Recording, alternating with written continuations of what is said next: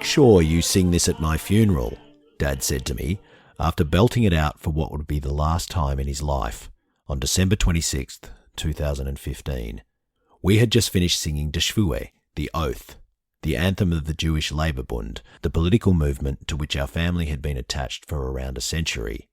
We didn't know then that 3 days later he'd be dead, and 8 days after that we would indeed be singing it by his graveside, just as he had by his father's graveside 38 years earlier.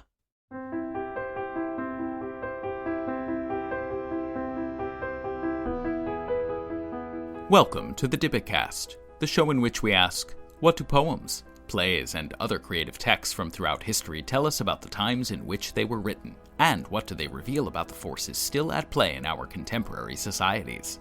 I'm Aaron Henney, Artistic Director of Theatre Dybbuk. In this episode, we will be investigating Sing This at My Funeral, a memoir of fathers and sons, written by Dr. David Slucki, the Loti Smorgon Associate Professor in Contemporary Jewish Life and Culture at the Australian Centre for Jewish Civilization, Monash University. This episode is presented in collaboration with that institution. You will hear David share with us about his family history, and the ways in which that history speaks to a variety of cultural and societal considerations in Australia and beyond. At the beginning, actor Damien Walsh-Howling read a section from David's book. Throughout the episode, Damien reads a number of excerpts from that memoir, including a couple of selections from letters by David's grandfather, which are also featured in the book. And now, the Dibbitcast, Season 2, Episode 3, Sing This at My Funeral. The story is a multi-generational memoir of my family, and particularly the men in my family, and specifically my grandfather, my father, and me. This is a story about fathers and sons. It's about my father, Charles Roger Slucki, Sluggo to most who knew him, a man with deep wells of compassion and an endless reserve of energy. Charismatic, complex. It's about his father, my grandfather, or Zayda in Yiddish. Jakob Slucki was so traumatized by what he suffered that he couldn't model how to be a father, so broken that he lived himself into an early grave.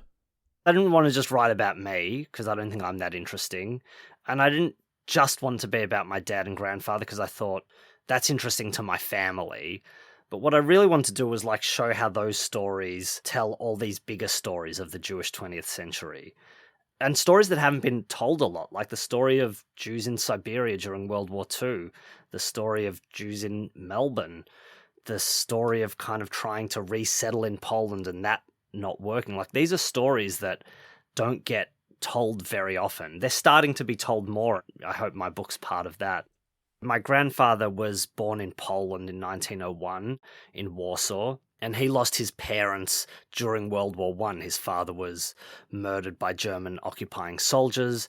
His mother died in very tragic circumstances after being forced to remarry and falling pregnant by the new partner. And in an attempt to self-abort, she died through complications, which, is just a really haunting story. So after that, my grandfather moved to the small city of Włocławek, 100 to 200 kilometers outside Warsaw. And we're not quite sure where. Probably sometime during World War I, he joined this organization called the Jewish Labor Bund, which was a socialist, Yiddish-oriented, kind of diasporic Jewish political movement. And he really threw himself into the party and its ideology. He married, had 2 sons, and when the war broke out in 1939, within a couple of months, the Nazis occupied, and then about 2 months later, the family decided that he should flee. They thought as a socialist he was in danger, but at that stage they still thought the Nazis probably wouldn't target women and children. I decided, figuring and believing in a certain kind of humanism, that they wouldn't harm women and children, and that was how I was separated forever from my dear Gittel, little sons, Chasha, on the 22nd November 1939 at 6 o'clock in the morning, when they took me to the train.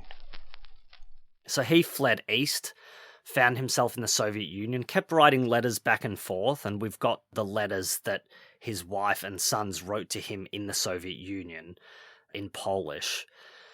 And he tried to come back to Poland at some point in the middle of 1940, but then got arrested at the border by Soviet authorities, sent east, almost as far east as you could be sent in Siberia.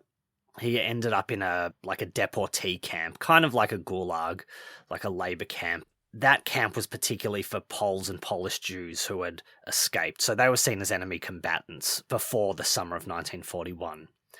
So, summer of 1941, Germany invades the Soviet Union, and all of a sudden Poland are now allies to the Soviet Union, and so these deportees are all set free. They didn't have any money, they didn't have means to head back west. Basically, he was alone.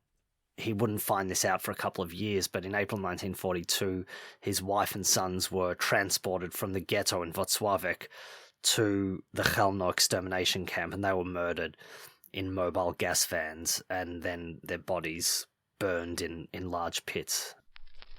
Ashes and mud are all that are left of my beautiful family life. My dear Gittel ended her blooming, beautiful, earnest life. Such a tragic death at only 41 years.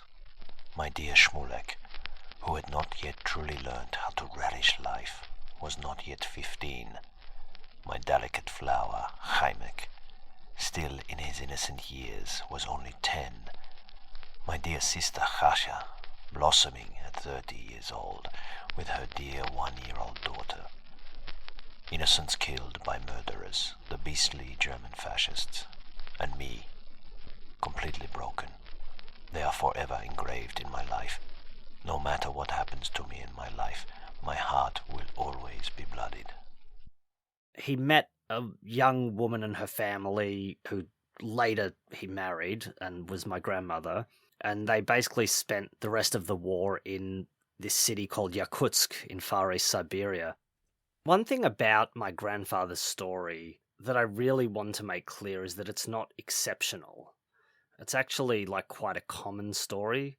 So the stories of Polish Jews that survived in the Soviet Union, that's how most Polish Jews who were alive at the end of the war survived. Even though most of the literature on survivors focuses on, and understandably so, focuses on Jews who survived under Nazi occupation, for Polish Jews, the majority, some 250 or 300,000, survived in the Soviet Union. So the Holocaust creates this kind of wave of Jewish immigration to Australia, a kind of critical mass that completely reshapes what the Australian Jewish community is. Because before the war, there was something like 20,000 Jews in Australia.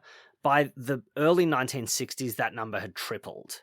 So the narrative goes that the Jews who came to Melbourne brought this Yiddish-speaking, fiery kind of Polish Jewish sensibility, this fervent Jewish national way of being. So what a lot of the survivors did, and I think this is not just true in Melbourne, I think this is true in a lot of migrant communities everywhere in the world, is they try and create a slice of what they lost.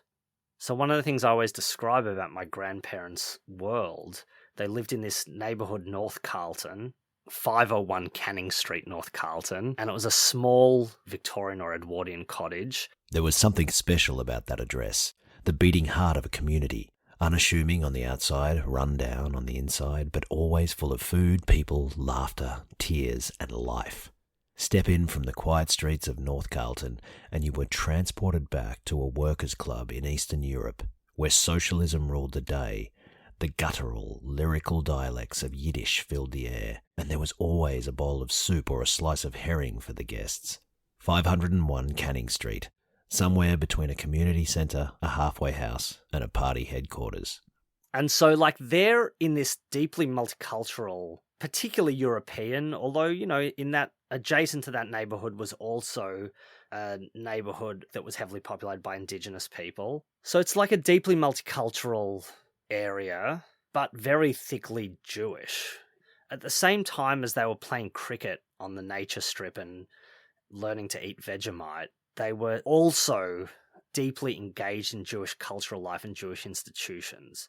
I went to this little Jewish elementary school where we learnt Yiddish, And, we celebrated Yom Ha'atzmaut every year, but it wasn't like a major factor. There wasn't this big emphasis on Israel education and learning Hebrew and stuff like that. I went to SCIF, the Bundist Youth Movement. SCIF stands for, it's an acronym from the Yiddish, Sozialistischer Kinderverband, which means Socialist Children's Union. It was founded in Poland in 1926. The Melbourne chapter was founded in 1950. In some ways, SCIF camp was like any summer camp. Tents or cabins, sports activities, kids getting into mischief, making lifelong friends, and taking advantage of the chance to forge our own selves away from our parents. These are the hallmarks of summer camps, a place for parents to send their children. Somewhere fun with an educational bent. We learnt about this notion of Doikate, this idea, Bundist idea, here-ness, literally, of being here, that Jewish communities ought to be fostered everywhere, like this decentering version of Jewishness that doesn't have this spiritual center in Israel, but the center is wherever you are. That was the notion I grew up with, that the place we are is where we should be and where we should foster Jewish life and do it in a local way. SCIF was unique. There was the ideological component, the three pillars that Skifisten learned early. Chavashaft, comradeship, the socialist pillar of the movement. Doikate, literally here-ness, the conviction that Jewish life ought to be fostered anywhere that Jews live, a counterpoint to Zionism, which imagined a Jewish centre and periphery. And Yiddishkeit, a commitment to a secular Jewishness with Yiddish at its core. So the Bund was founded in 1897 in the Russian Empire. It was the coming together of these kind of diffuse groups of Jewish socialists from different parts of the Pale of Settlement, who had been kind of agitating among Jewish workers for about a decade or two by that stage. And they'd kind of gone through these different iterations of what it looked like to agitate among workers, Jewish workers. For many of those early Bundists, particularly the kind of theorists and ideologues, they were kind of like part of the Haskalah, or were influenced by the Haskalah, this Jewish Enlightenment. The way that scholars talk about the Haskalah has changed in the last 10 to 15 years. But this kind of modernizing movement, they were influenced by that. They had secular Russian educations. They were deeply engaged with socialist literature. But many of them were conscious of the working conditions of the Jews of the Russian Empire, which was most Jews who were workers. They were conscious of the particular oppression of Jews as Jews, which had been marked by pogroms, particularly since the early 1880s. What they recognized was that there needed to be a movement that agitated among Jews in the language that they spoke. So that's how they kind of came to Yiddish. It was a secular Marxist party, ultimately committed to fostering Yiddish culture and replacing capitalism with a democratic socialist state. Its leaders asserted that Jews were not simply a religious group but a nation, bound by history, culture, and language. These ideas were all relatively new in Jewish life, building over the course of a century, but taking expression only in the 1890s and 1900s, as Jews in the Russian Empire finally took their major steps towards modernity. The Bund led the way. The Bund got pretty big, like maybe in its peak during the years of the 1905 revolution. There were tens of thousands of adherents, and it was an illegal movement at the time. It got repressed, like they kind of ended up just a trickle through the 1910s. They're energized during the Russian Revolution and they participate in the revolution. And the Bund as an independent entity ceases to exist in the Soviet Union. And the center shifts, it had been sort of centered in Vilna, or present-day Vilnius in Lithuania. The center shifts to Warsaw and the Bund becomes predominantly a Polish movement, a Polish Jewish movement. And it grows pretty big again. Thousands of members, thousands of children participating in the children's movement. They oversee unions. They oversee an educational network of Yiddish schools. What they do really successfully from about the mid-1920s is they establish this network of countercultural organizations. And in doing so, what they do is create a kind of cradle-to-grave movement. Right, the Bund becomes this movement that serves many of your social and cultural and political needs at all stages of your life. And, they're not the most popular political party in Poland, but they are very strong in the mid to late 1930s, about a decade after they start ramping up these countercultural activities, because they're willing to send out self-defense bands to physically defend Jews against pogromists. They're willing to lead general strikes when the Polish parliament, the Sejm, decides to outlaw kosher slaughter. And they're not a religious movement, but they defend the rights of Jews. You have this generation of Jews that grows up in interwar Poland that is imbued with this way of being Jewish. And on the eve of the war, the Bund is one of the most popular political movements in Poland among Jews. Basically, what happens to the Bund is the fate of pretty much all Polish Jews, that is, that it was decimated by the war. Most Bundists were murdered by the Nazis. Now, the Bund was active as an underground movement in many ghettos and participated in resistance organizations, crucially in the Warsaw Ghetto Uprising. But like what happens to Polish Jews, they really can't stop the onslaught of Nazism. So once the war ends, the Bund tries to re-establish itself in Poland. But the truth is, the leaders that had left at the beginning of the war and moved to London or New York stay there. They don't want to come back to Poland. And it's increasingly difficult to rebuild a movement like the Bund in Poland, where the Jewish population is tiny compared to what it was, and is getting smaller because the Jews that are returning, for the most part, don't want to stay because of anti-Semitism, because of the onset of communism. And so there are Bundists now spread in other parts of the world. They reconvene in Brussels in 1947, and they reformulate as the International Jewish Labor Bund. Before, it was mainly a Bund in Russia or Poland with some satellite groups, organizations, affiliates, but now they become a kind of global organization with member organizations in about 13 countries. The Bund as a movement opposes the establishment of a Jewish state. By their third international conference in 1955, they accept Israel as a fact. Israel is a country, and they accept that it exists. But they argue for the de-Zionization of Israel. That is, they think it should be a democracy for all its citizens and inhabitants, rather than a Jewish state, and particularly not a Jewish center. They're very opposed to this idea of Israel as the Jewish center and everything else is kind of peripheral.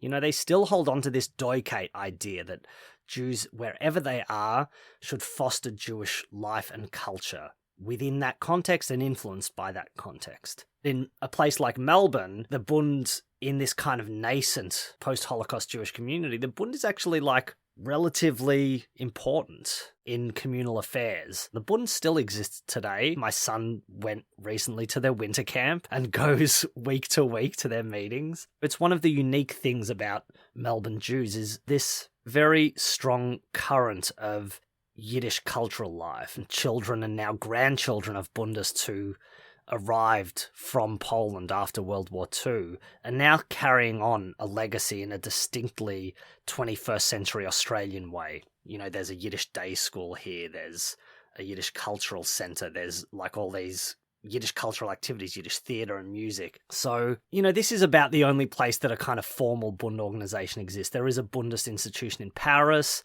there are Bundists in Tel Aviv, and there is this upsurge among young leftist Jews of interest in the Bund and its ideas historically. Young Jews looking for a usable past, some kind of left-wing, non- or anti-Zionist Jewish historic movement that they can connect to and identify with and say, I'm part of this tradition and trajectory. The Bund was truly my father's family, his essence, and Skiff his incubator. The movement connected him to his father and the life of a man he knew relatively little about. It filled that gap for him and for me. It helped forge that bond between me and Sluggo, between me and the ghost of Zaida. Being Jewish in my family is very closely tied to our involvement in the Bund for a century. We don't know exactly when my grandfather joined the Bund, but it was probably sometime after his father died. He adopted this fairly early and was attached to the Bund for the rest of his life. until he died. As far as I can tell, he never wavered in his commitment. That was a very important factor in how he raised my dad and my aunt.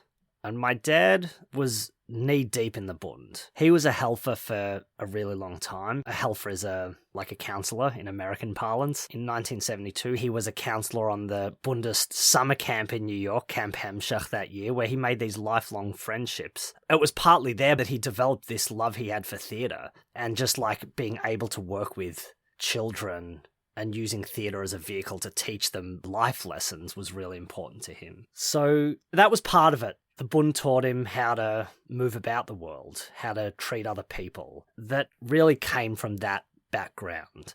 And that my Zeta really insisted on as well. You know, my dad became a drama teacher and a theatre director. And the most important thing to him wasn't necessarily that they learned Grotowski or the Stella Adler method. The important thing was that they learned to treat other people with humanity.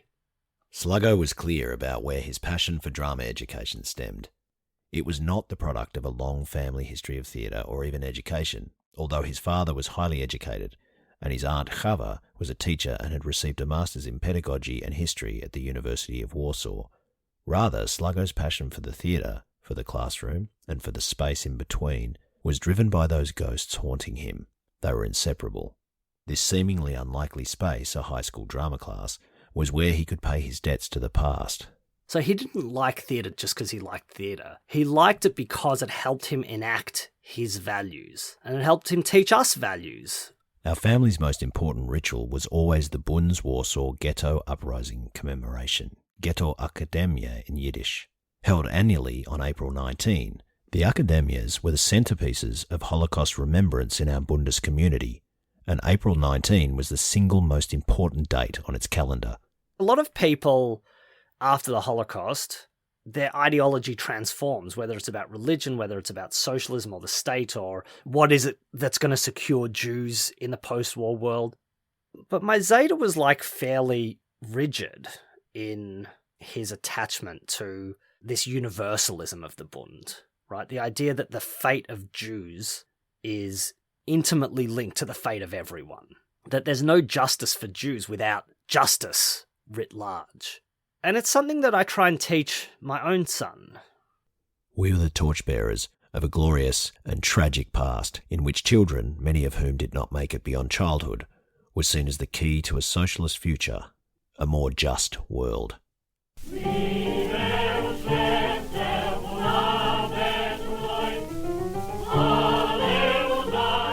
The Shvue means the oath.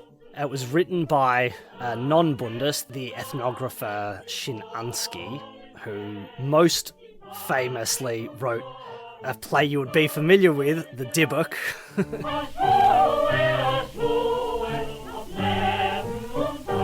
You know, it's quite a powerful anthem. Like, it doesn't say anything about ideology. What it is about is like a commitment to the movement. You will commit yourself to this idea, but it doesn't talk about socialism or Yiddishism or anything like that. You know, you would kind of think that maybe in an anthem for a political movement it would say something about their politics, but I think what's really important with it, and with the Bund generally, is it's more than a political movement. It's social, cultural. Growing up Bundist was an identity.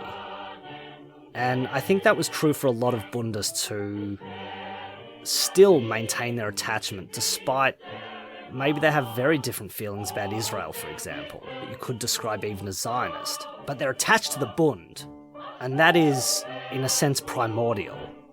It's not about ideology, it's about identity. And I think that was true for our family too, and Die Shvue is this kind of nice encapsulation of that. When my turn came to learn and sing Die Shvue, the oath to party and ideology, I embraced it fully. I knew early that it bound me to my Zeta and to a Jewish past that was relevant, usable, inspiring.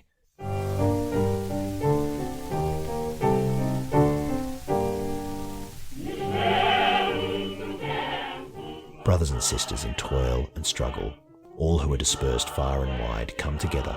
The flag is ready. It waves in anger. It is red with blood. Swear an oath of life and death. Heaven and earth will hear us. The light stars will bear witness. An oath of blood, an oath of tears. We swear We swear, we swear. We swear an endless loyalty to the Bund. Only it can free the slaves now. The red flag is high and wide. It waves in anger, it is red with blood. Swear an oath of life and death. We all grew up singing it at the end of a meeting. Like when the Bund gathered for some meeting, you sang the Shvue at the end. But then when my dad and I were in New York in 2015, this is 3 days before he died, and we were at this event that was like an evening of Bunda songs, like to memorialise the Bund. And they sang the Shvue at the start, and my dad was really grouchy about that. I mean, he said his customary thing that he always said to me when we sang the Shvue, which was, make sure you sing this at my funeral, because they had sung it at his dad's funeral in 1978. When Dad died, we didn't see it coming, just as he hadn't seen it coming with his own father in 1978. I was raised by a fatherless father, like Sluggo was and like Arthur will be. This new ghost has been added to the family of ghosts that have always been there in the background, whether we knew it or not. You know, the main thing, and I think this is what my dad thought too. Well, I know it's what my dad thought because he said it to me over and over. The main thing is that I want my son, Arthur, to be a mensch. I want him to treat other people with humanity. I want him to pursue the things that he's passionate about. And I want him to be passionate about helping people and finding a way to make the world just a little bit better with the capabilities that he's got. And there's lots of components to that. Like, I want him to strongly identify as feminist, and I want him to take risks in his life, and I want him to move outside his comfort zone, and I want him to do things that are unpopular if they're right. And so, like, this is all tied up, you know, the Bundist sort of values that I grew up with and the kind of Jewishness and the notion of fatherhood and what a father does. Like, these things are all got put in the blender and mixed together in the childhood that I had and also in the childhood I'm trying to give my son as well. It'll make me proud in ways to see him engaged with Jewish life and the Jewish world, but it really has to come from a place of how do we fix the shithole that we're in? And what are the things that I can bring to the table with my own skills and personality and knowledge that can do that? Those are all things that I hope for him, and those are all things that I think, and lessons that I learnt from my dad. And I think, whether explicitly or not, they're things that he learnt from his dad and his upbringing and his childhood. And I think that's, to me, really important, that Arthur understands and recognises that he's part of something that's much bigger, that goes back thousands of years. And I want him to connect with that deeply, to feel a sense that he's part of this chain of rabbis doing biblical commentary in the 3rd century in Babylonia. He's part of a chain that goes back that far. He's part of a chain that goes back to King David. He's part of this tradition that goes back farther, but that is also adaptable and nimble and changing, and that molds itself to whatever circumstance we find ourselves in.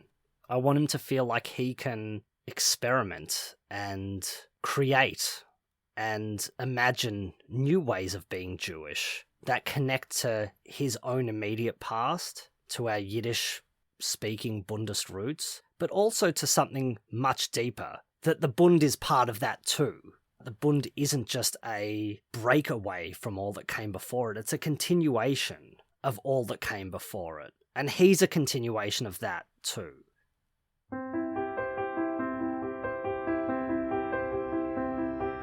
Thank you for listening to this episode of the Dibicast, Sing This at My Funeral. Selections from the book were read by actor Damian Walsh Howling. Thank you to Dr. David Slucki for sharing his work and his insights. The rendition of Shvue you heard is from a 1940 recording of what was then known as the Workmen's Circle Chorus. Our theme music is composed by Michael Skloff and produced by Sam K.S. Story editing is led by Clay Steakley, with support from Julie Lockhart and from me, Aaron Henney. This episode is edited by Gregory Sharpin. Please visit us at theaterdibic.org, where you will find links to a wide variety of materials which expand upon the episode's explorations. And if you want to know more about Theater Dibic's work in general, please sign up for our mailing list on that same website on the contact page. This season of the Dibicast is generously supported by a grant from Lippman Canfer Foundation for Living Torah. New episodes are available every second Friday of the month. The book, Sing This at My Funeral was published by Wayne State University Press. This episode was presented in collaboration with the Australian Centre for Jewish Civilization, Monash University. The Dybbuk is produced by Theatre Dybbuk.